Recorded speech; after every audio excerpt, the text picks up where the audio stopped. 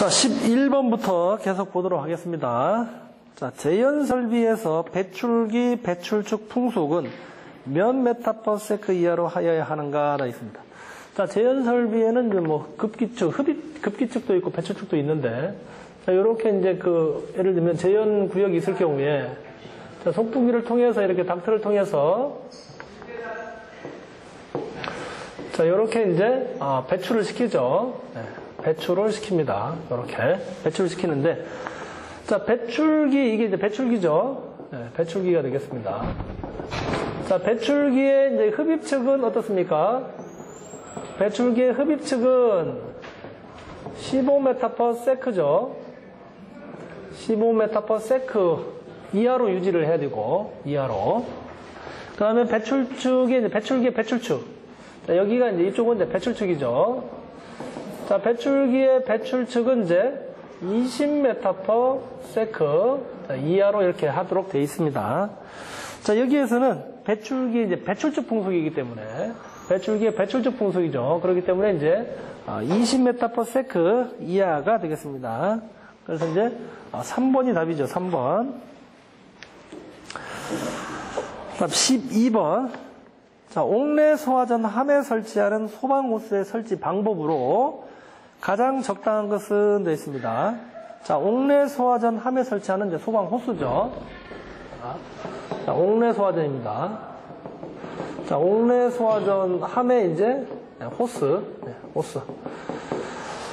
자, 1번을 보게 되면 소화전 함에 구경 40mm 길이 15m의 소방호스 한 번을 설치한다라고 되어 있죠. 그래서 일반적으로 옥내 소화전 호스 40mm는 이제 맞죠. 40mm는 맞는데, 자, 여기서 15m 소방호스 한 번을 설치한다라고 되어 있습니다. 그래서, 자, 옥내 소화전 같은 경우에 이제 수평거리가 얼마입니까?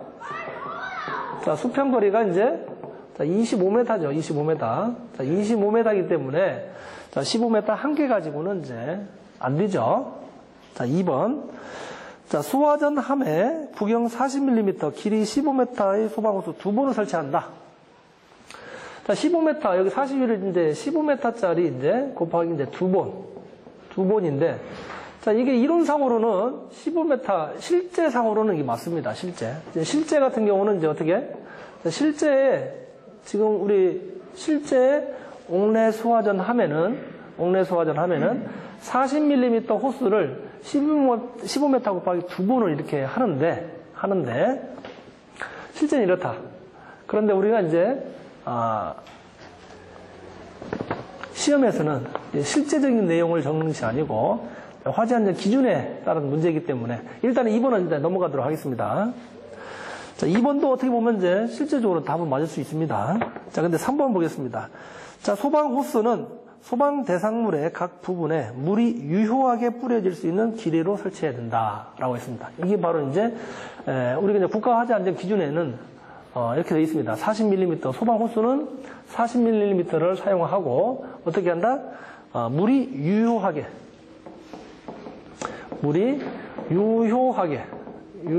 이제 뿌려질 수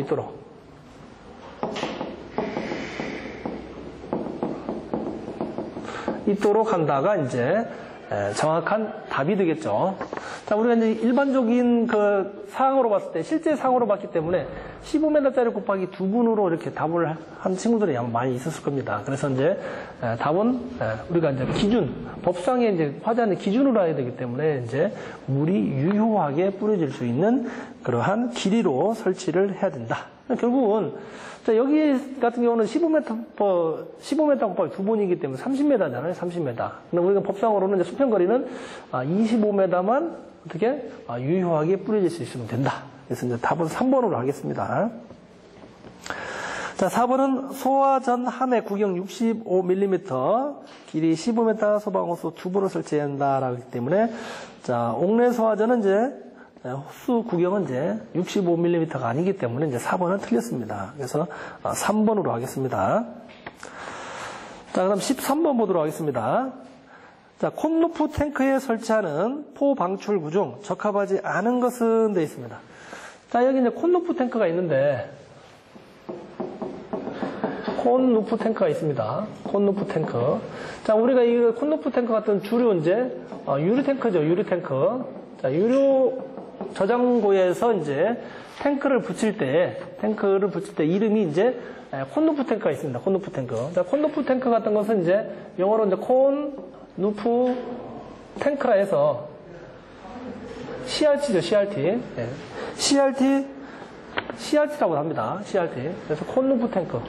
자, 지붕이 어떻게 되어 있습니까? 지붕인데 이렇게 콘 모양으로 되어 있다는 얘기죠. 이렇게 유리 탱크인데, 자, 유리 탱크인데 지붕이 이렇게 콘 모양으로 이렇게 고정이 되어 있습니다. 고정. 그래서 이제 콘 모양으로 이제 고정된 지붕 모양으로 되어 있는 것이 이제 우리가 콘루프 탱크, CRT라고 합니다. CRT. 자, 우리가 이제 유료 탱크 해보게 되면 이 콘루프 탱크 말고 이제 플로팅 루프 탱크가 있습니다. 플로팅 루프 탱크. 자, 이렇게 두 가지로 분류되죠. 자, 플로팅 루프 탱크는 이제 부상이죠, 부상. 부상 물질을 이렇게 뜨는 물질이 들어가 있다 해서 이제 콘루프 탱크인데, FRT라고 이렇게 되죠. 플로팅 루프 탱크라 해서 이제 FRT라는 용어를 쓰고 있습니다. 자, 이렇게 이제 유료 탱크가 이렇게 있을 경우에, 여기에 이제 부상 물질이 이렇게 올라가 있죠. 그래서 여기 위에 이제 굽돌이판이 이렇게 있습니다. 굽돌이판이 있고 이제 이런 식으로 이제 이루어진 것이 이제 플로팅 루프 탱크죠. 플로팅 루프 탱크. 자, 그래서 이제 요거는 이제 지붕이 부상 지붕이죠. 부상 지붕. 부상 지붕 구조. 이렇게 뜨는 구조 형태로. 유류를 사용하게 되면 떠 있기 때문에 이게 밑으로 내려가고 그다음에 유류를 다시 채우게 되면 다시 이렇게 뜨는 이러한 구조로 이루어진 것이 이제 플로팅 루프 탱크가 되겠습니다. 자, 그런데 우리 문제에서는 CRT 요거죠. 콘루프 탱크에 대한 포 방출 구조 적합하지 않는 것이라고 했습니다. 자, 먼저 이제 그 특형 방출구가 있는데, 특형 방출구는 이제 이런 곳에 이제 이렇게 고정된 배관에다가 여기에 이제 이런 식으로 이제 여기 이제 그 플로팅 루프 탱크에다가 여기 환상 부분 있죠. 환상 부분에다가 이제 포를 방출하는 방법이 이제 특형 방출구죠. 자, 이런 식으로 돼 이런 것이 이제 특형 방출구다. 특형. 예. 자, 그래서 특형 방출구는 이제 어디에 해당된다? 플로팅 루프 탱크에 해당이 됩니다. 그래서 1번이 틀렸네요.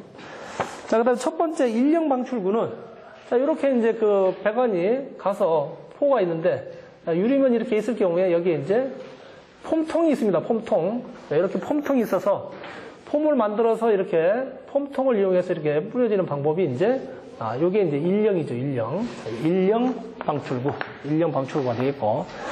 자, 2형 같은 경우는 이제 여기도 마찬가지 이렇게 배관이 있는데, 여기 이제 반사판이 있죠. 반사판이 있어서 포를 만들어서 이제 이렇게 전면적으로 펼쳐지는 방식이 이제 2형 방출구가 되겠습니다.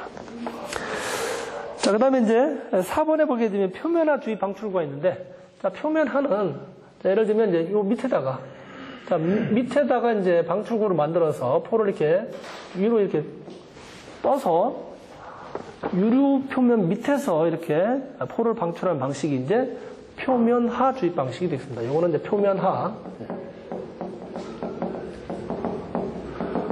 자, 그래서 이제 그 콘루프 탱크에는 이렇게, 자, 1형과 2형, 그 다음에 표면화 주입 방식. 하나 더 추가시킨다면 이제 반표면화 주입 방식이 있습니다. 그래서 이렇게 이제 1형, 2형 표면화 주입 방식, 반표면화 주입 방식이 이제 CRT, 콘루프 탱크에 해당된다. 그래서 13번의 답은 이제 1번 특형 방출구는 이제 FRT, 플로팅 루프 탱크에 해당되는 그러한 고정포 방출구가 되겠다. 다음 14번, 분말 소화 설비의 용기 유니트에 설치되어 있는 밸브가 아닌 것은 되어 있습니다. 자, 분말 소화 설비는 이제 소화약제가 분말계라 있죠. 분말계이기 때문에 이제 이렇게 이제 구조를 간단히 보게 되면 이제 이렇게 약제 탱크가 있다 했습니다. 약제 탱크.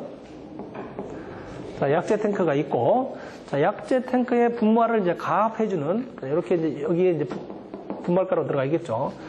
이 분말을 이제 가압해주는 이제 가압용 용기가 있죠. 자, 이렇게 작은 이제 가압용 용기가 있습니다. 가압용 용기. 예, 가압용 용기가 있습니다. 그래서 여기에서 이제 배관을 하나 따서 이쪽에다가 이렇게 공기호흡을 시주는데 여기에 첫 번째 공급되는 것은 요게 이제 가스 도입 밸브죠.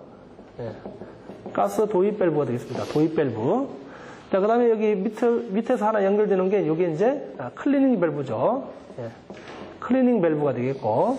예, 그 다음에 여기 밑에서 이제 하단부에서 연결되는 데서 이제 요 주밸브, 요게 이제 주밸브죠, 주밸브. 주밸브가 있고. 자, 주밸브에서 이제 각각의 이제 방호 구역으로 이렇게 나눠지는 뭐가 있습니까? 이제, 요게 이제 선택 밸브가 있다, 선택 밸브. 자, 선택 밸브가 있습니다, 선택 밸브. 그 다음에 이제 여기, 약제 탱크 상부에 이제 이렇게 밸브가 하나 더 있는데, 자, 요 밸브는 이제 여기에 연결되죠. 그래서 요거 이제 가압용 가스를 이제 공급한 다음에 그 방출이 다 끝난 다음에 이제 약체 탱크에 있는 이제 잔존 가스를 이제 방출하기 위한 밸브가 이제 여기 이제 배기 밸브가 되겠습니다. 배기 밸브. 자, 배기 밸브가 있고. 그 다음에 이제 이러한 그 약체 탱크 같은 것은 이제 압력 용기이기 때문에 반드시 여기에는 이제 안전 밸브를 이렇게 설치를 하게끔 되어 있습니다. 안전 밸브. 자, 이렇게 보시면 됩니다. 그 다음에 여기 이제 이렇게 이제 가압용 가스 용기와 이제 약제 탱크 사이에 이제 압력을 조절하는 이제 압력 조정기가 또 있습니다. 압력 조정기가 있다. 자, 일반적으로 이제 그 가압용 가스에서는 이제 15메가파스칼의 압력으로 걸어주고, 여기 이제 약제 탱크로 가는 압력은 이제 1.5에서 대략 2메가파스칼이죠. 그래서 2차 측은 압력 조정기 2차 측에는 이제 1.5에서 이제 2메가파스칼의 이제 압력으로 이제 조절하는 압력 조정기가 있습니다. 그 다음에 여기다 하나 더 추가시킨다면 이제 여기 주밸브 있죠. 주밸브를 자동적으로 이제 개방시켜주는 이제 정압 작동 장치가 있죠. 정압 작동 장치. 자, 요렇게 이제 연결을 시키면 됩니다. 그래서 여기는 이제 정압 작동 장치. 자, 요렇게 붙이면은 요런 것까지 하게 되면 크게는 요런 식으로 이제 각각의 이제 해당 밸브들을 적용할 수가 있겠습니다.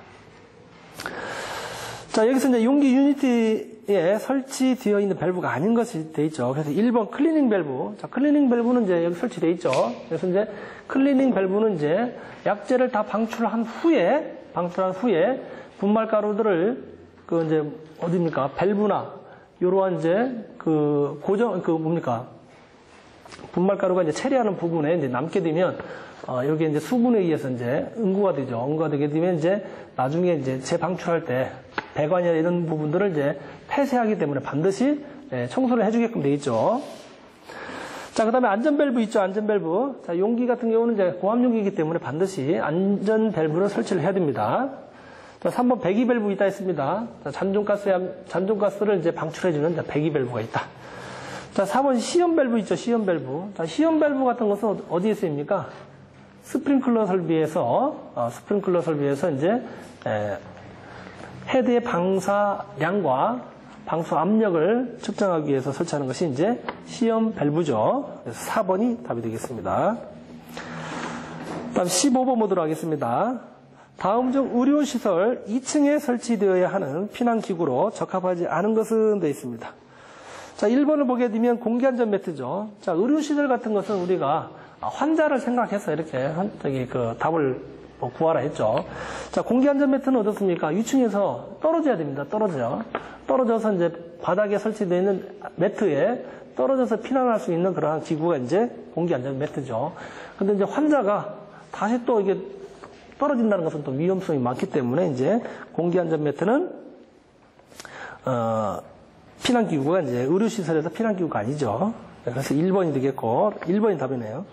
자, 미끄럼대, 그 다음에 구조대, 자, 그 다음에 피난용 트랩 이렇게 전 시간에 한번 했기 때문에 그때 설명을 다시 들어보면 되겠습니다.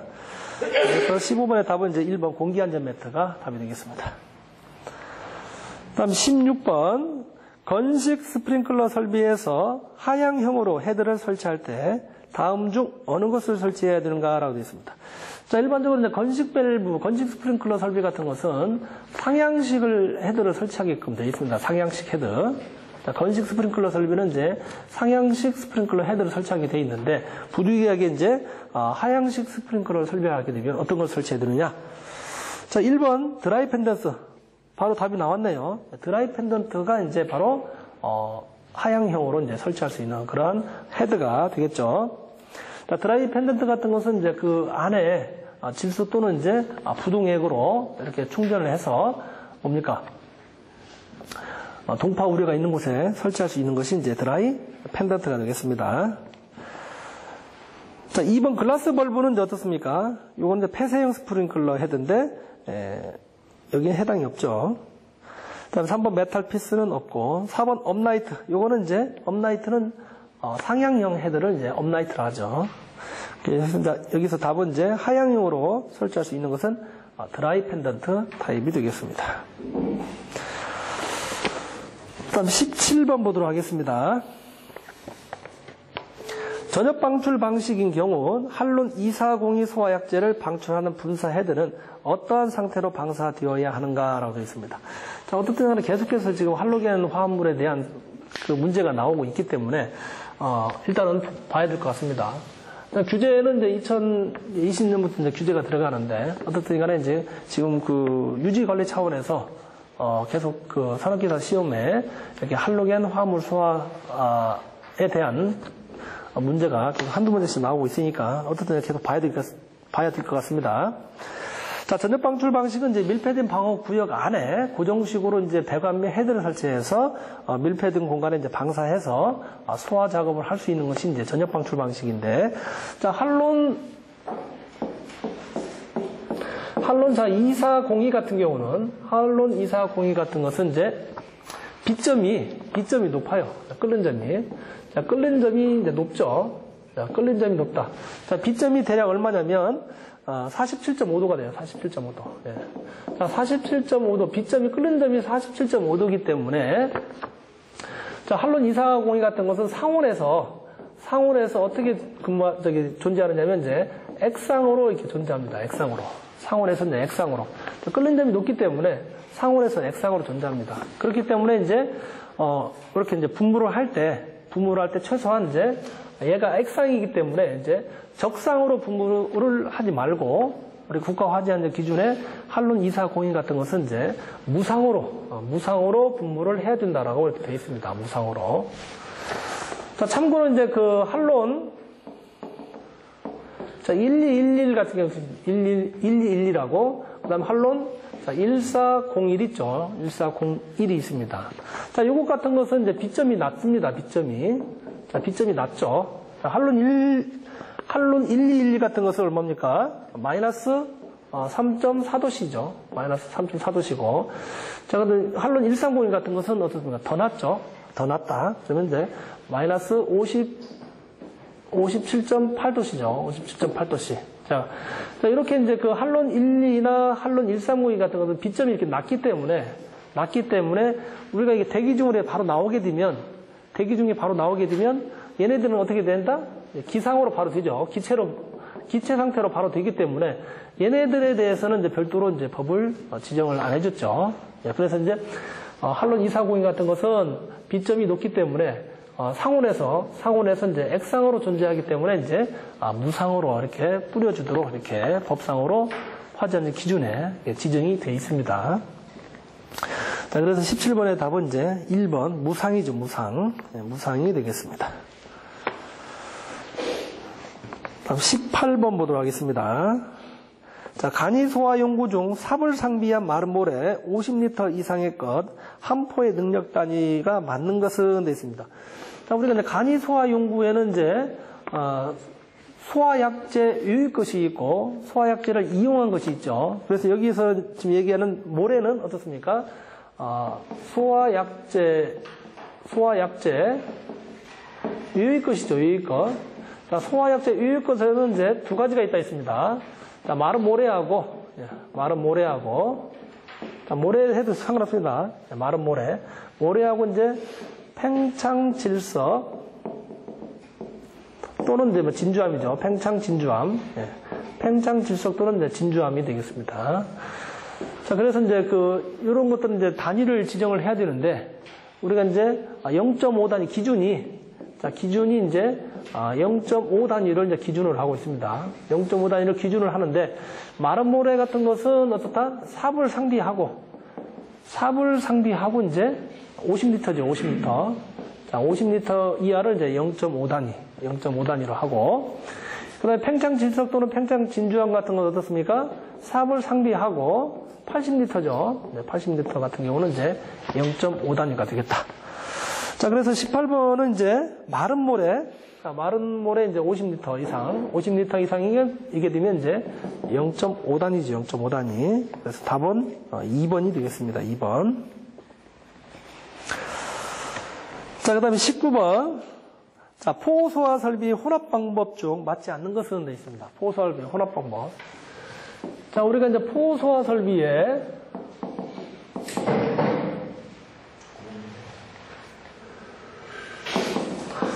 자, 혼합장치는 이제 네 가지가 있다 했습니다. 네 가지. 이렇게 이제 네 가지가 있다 했죠. 네 가지. 자, 먼저 보게 되면 이제 프레저 프로포셔너가 있죠. 프레저. 자, 우리 지문의 1번에 보게 되면 이제 프레저 프로포셔너 방식이 있다. 자, 이 프로포셔너가 이제 혼합장치입니다. 자, 프레저 같은 것은 이제 차압 혼합장치죠. 차압 혼합장치. 그래서 이제 형태를 보게 되면, 자, 이렇게 이제 이렇게 펌프를 통해서, 펌프에서 이제 공급을 한 다음에, 프레저 같은 것은 여기에 뭡니까? 벤추리관이 있죠. 벤추리관. 여기 이제, 벤추리관이 있습니다. 자, 벤추리관이 있어서 이제 포 방출구가 있고, 여기에 이제 포 원액 탱크가 있죠. 포 원액 탱크가 있는데, 자, 이렇게 이제 바로 연결시킨 게 아니고, 프레저 프로포셔너 방법은 이제 펌프 출구에서 나온 그 가압수를 이쪽으로 집어넣어 주는 것이죠. 집어넣어 줘서, 자, 이 포 원액 탱크에는 이제 다이아프램이 있습니다. 다이아프램. 그래서 이제 여기에서 압력으로 주게 되면, 여기서 벤추리 작용과 여기서 압으로 밀어주는 압력으로 원활하게 더 이렇게 빨려 들어갈 수 있게끔 이렇게 만들어진 것이 이제 프레저 프로포셔너 방식이 되겠다. 자, 2번에 보게 되면 뭐가 있냐? 라인 프로포셔너 방식이다. 라인 프로포셔너 방식. 자, 프로포셔너 방식 중에서 가장 간단한 것이 이제 라인 프로포셔너 방식이다. 자, 여기 이제 펌프 같은 거 다 생략하고, 자, 여기서 다 생략을 하게 되면, 자, 라인 프로포셔너 방식은 이제 여기에 마찬가지 이제 여기 벤추리관이 있습니다. 자, 벤추리관. 자, 벤추리관을 지나서 이제 이렇게 방출구가 있는데, 여기에다가 그냥 뭡니까? 포원액 탱크. 자, 포원액 탱크에 간단하게 이제 이렇게 배관만 하나 연결해서 이렇게 혼합장치가 바로 라인 프로포셔너 방식입니다. 그래서 라인 프로포셔너 방식은 순수하게 여기 벤추리 작용에 의해서 포가 빠져 들어가는 이런 방식이 이제 혼합하는 방식이 이제 라인 프로포셔너 방식이 되겠습니다. 그래서 혼합장치 중에서 가장 간단한 방식이 이제 라인 프로포셔너 방식이겠다. 다음 세 번째 보게 되면 프레저 사이드 프로포셔너 방식이 있습니다. 프레저 사이드 프로포셔너 방식. 자, 이것도 마찬가지 이렇게 이제 여기에 보게 되면 이제 혼합기가 있죠. 혼합기가 있고 이렇게 이제 방출구가 있는데, 자, 여기에는 이제 포 원액 탱크가 있습니다. 자, 포 원액 탱크를 프레저 사이드 프로포셔너 방식 같은 거는 이제 별도의 이제 압입용 탱크가 있죠. 압입용 펌프가 있죠. 압입용 펌프를 별도로 두어서 포 원액에 있는 포를 압입용 펌프로 인해서 혼합기로 보내서 이렇게 혼합을 하는 방식이 이제 프레저 사이드 프로포셔너 방식이 되겠습니다. 그래서 자, 프레저 사이드는 이제 프레저 방식에다가 이제 펌프가 하나 들어갔다 이렇게 생각해야 됩니다. 이 방식이 이제 프레저 사이드 프로포셔너 방식이 되겠습니다. 자, 그 다음에 이제 마지막으로 이제 펌프 방식이 있죠. 펌프 프로포셔너 방식입니다. 펌프 프로포셔너 방식. 자, 이제 3번하고 이제 4번이 가장 헷갈리는데, 펌프 프로포셔너 방식이 있다 해가지고, 별도의 여기 압입용 펌프 있잖아요. 압입용 펌프가 있다 해서, 펌프 프로포셔널 방식으로 이렇게 착각하는 경우가 항상 헷갈립니다. 항상. 그래서 자, 펌프 프로포셔널 방식은 이제 기존에 있는 펌프를 이용한다.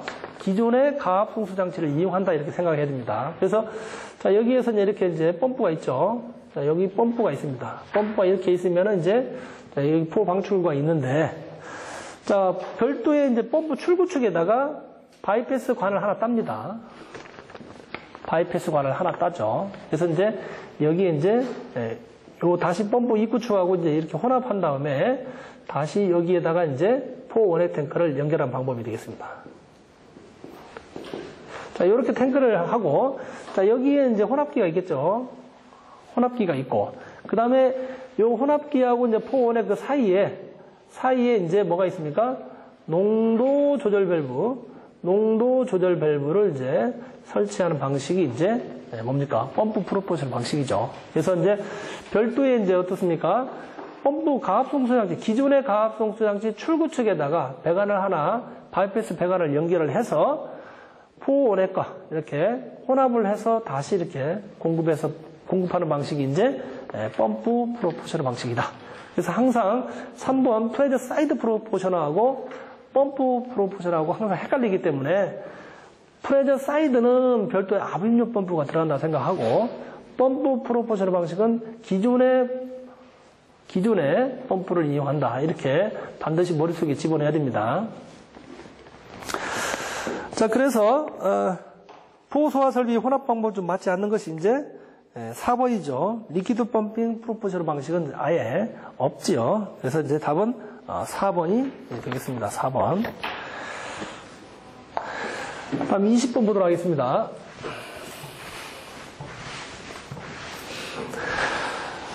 자, 다음은 연결 살수 설비, 살수 헤드를 설치하지 않아도 되는 부분은 틀린 거 쓰는 데 있습니다. 자, 여기 이제 연결 살수 설비에 이제 헤드를 설치하지 않아도 되는 부분은 우리 이제